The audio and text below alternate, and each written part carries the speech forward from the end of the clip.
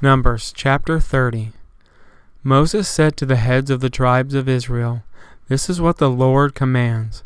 When a man makes a vow to the Lord, or takes an oath to obligate himself by a pledge, he must not break his word, but must do everything he said.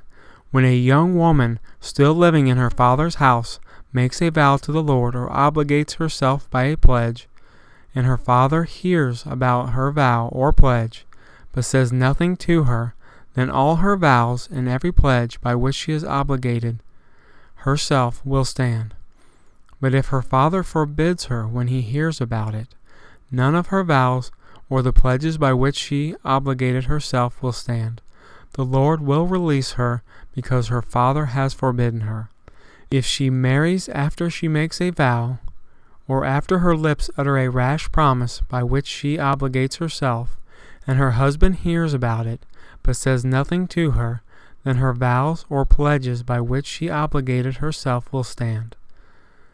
But if her husband forbids her, when he hears about it, he nullifies the vow that obligates her, or the rash promise by which she obligates herself, and the Lord will release her. Any vow or obligation taken by a widow or divorced woman will be binding on her. If a woman living with her husband makes a vow or obligates herself by a pledge under oath, and her husband hears about it, but says nothing to her, and does not forbid her, then all her vows or pledges by which she has obligated herself will stand. But if her husband nullifies them when he hears about them, then none of the vows or pledges that came from her lips will stand. Her husband has nullified them, and the Lord will release her. Her husband may conform or nullify any vow she makes, or any sworn pledge to deny herself. But if her husband says nothing to her about it from day to day, then he confirms all her vows or pledges binding on her. He confirms them by saying nothing to her when he hears about them.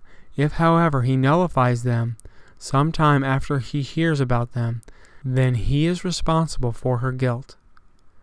These are the regulations the Lord gave Moses concerning relationships between a man and his wife, and between a father and his young, still living in his house daughter.